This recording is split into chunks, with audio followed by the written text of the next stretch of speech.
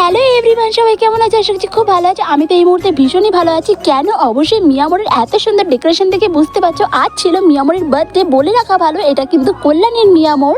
রাত্রেবেলা ডিউটি শেষ করে সোজা ঢুকে গেছিলাম মিয়ামরে, গিয়ে কিছু স্ন্যাক্স আইটেম নিয়েছিলাম। আর মিয়ামরের বার্থডে উপলক্ষে ওরা একটা গিফট করেছিল পেস্ট্রি। চলো মিয়ামর থেকে কি নিয়েছি সেটা তো তোমাদেরকে অবশ্যই দেখাবো।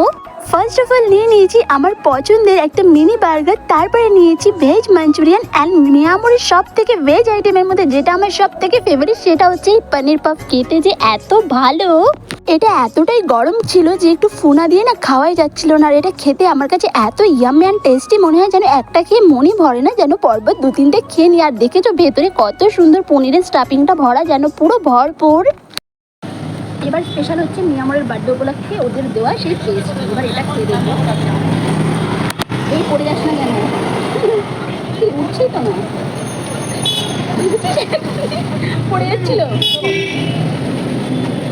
সব কিছু শেষে কেকটা ফুটতে খুব ভালো। যদি মিয়ামর বলে কথা ভালো না হয় পারবে না,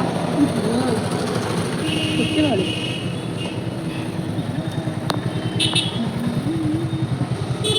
আবার পড়ে যাচ্ছিল।